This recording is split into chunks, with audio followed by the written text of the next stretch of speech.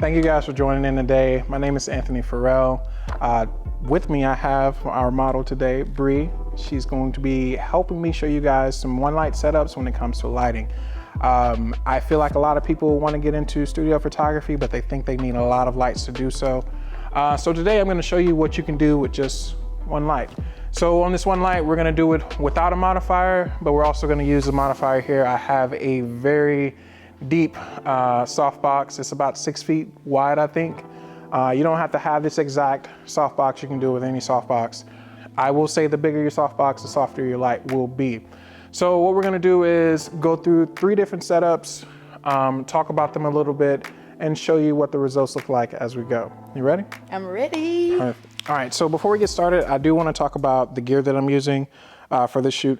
I'm going to be using my Sony a7 III for the photos, and then I have my Sony 85mm 1.4 G Master. And for my lighting system, I'm actually using Godox. So Godox trigger, Godox strobe, it's the Godox MS300. And then I have an Angler softbox. So let's go ahead and get into the shooting. We're gonna start with the first lighting setup. It's just a 45-degree angle from the model, so it's camera right, and it's 45 degrees over. This is probably the easiest lighting setup that I recommend everybody try because it allows you to see how the light is falling on your model. So we're gonna go ahead and take a few shots and I'll show you how they look as we go. So just to talk about my settings, I'll put them on the screen, but I'm shooting at 200ths of a second, f/4.5 at an ISO of 250. So say for example, if you wanted this light to be softer and maybe you didn't have as big of a softbox, what you could do is actually bring this light closer at the same angle, and you just bring your power down a little bit and you can get a softer light. Now with this, it's actually one of my favorite lighting setups if I just don't have time to really do anything extravagant. But keep in mind, this is a super simple lighting setup and you're gonna see it all the time.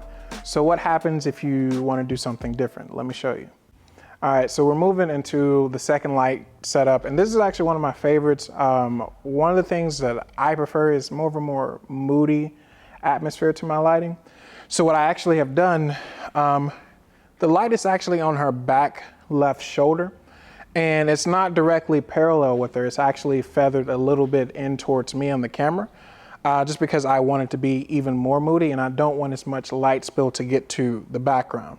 So a lot of things you're gonna notice when you see these images, for one, it is gonna be moody. So you're gonna have some harder shadows, but it's gonna still be soft because that's still a very big light source. You're also gonna notice that the background isn't gonna be white, it's gonna be more gray. So if you're ever in a situation where you don't want your background to be white and you need it to be darker, this is a lighting setup that you can use. So I'm gonna take some shots, show you some examples, and then we'll move on to the last setup. So here we go. All right, so let's do this. Go ahead and get into your pose. And as you can see, still very soft when it comes to the light. If you look at the roll off that's going from her eye all the way to the other eye, even just like looking at her head, you can see the roll off's very, very, very soft. But you still have a different atmosphere to it. So I'm gonna step back, let you guys see full body, and just look at the shadow on the floor. Very soft. And background is gray. That is a white backdrop, but it's gray in this case. So that is my back left shoulder placement for the light. Like I said, this works better if you have a bigger lighting source, but it can be done with a smaller softbox as well. You're just gonna move the light a little bit closer. But let's move on to the next light setup. All right, so we've moved into a one light setup, but with no modifier. So with no modifier, taking away the softbox, I'm no longer gonna have a soft light. I'm gonna have a very hard and directional light. Actually, it's not directional. Don't let me lie to you. It's just a hard light. The light is going to spread everywhere, but that's what I want. But I'm going to show you what this looks like. This is going to give you a very high fashion feel. You see this light a lot in a lot of fashion photography. With this, you're gonna have some pretty cool shadows. You're gonna have a hard shadow behind your subject. So typically you wanna place them closer to the backdrop so you don't have a shadow that's competing with the actual image. So let me show you some examples of what this will look like.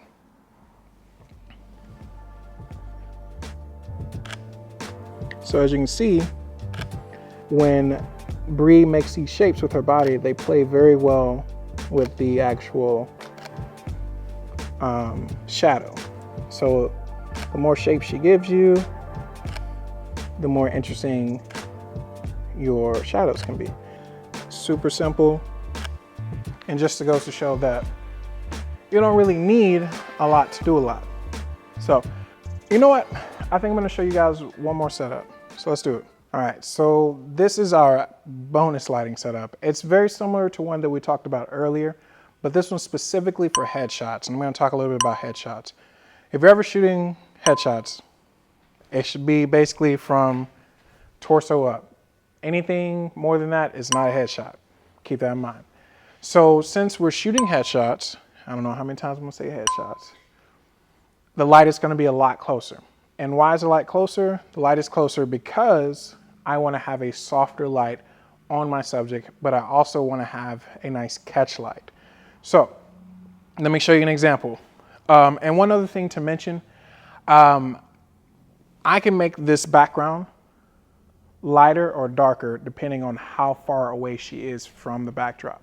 So in this situation, I have her farther away from the backdrop. So this is gonna be a nice gray. It's gonna give some separation. So let me show you an example. So I'm focusing on the eye. And another thing to mention when you're shooting headshots, please do not shoot at a low aperture, because what's gonna happen is that you're gonna focus on the eye, but their nose will be out of focus, their lips will be out of focus. It's not gonna be exactly what you're looking for. So in this situation, I actually went from f4.5 to 7.1. So when you look at these images, they're gonna be sharp from her mouth all the way back to roughly her ear or so, but everything in between is gonna be in focus. I hope that you all have enjoyed this presentation. Going through these different one light setups. I just did all this because I wanted to show you that you don't need a lot to do a lot. So if you only have one light in your bag, this is everything that you can do with that one light. Thank you again for watching. If there are any questions that you have, or if there's something that you want to see me do in the future, please let me know. I can definitely put it together for you guys. Also, if there's something that you really enjoyed about this video, please do not hesitate to let me know. Bree, did you enjoy yourself? I loved it. And if you want to see more, like you said, please hit him up. He'll do it 100%. He got y'all for real. Exactly. So thank you again. Please like, comment, whatever everybody says. Do all of that.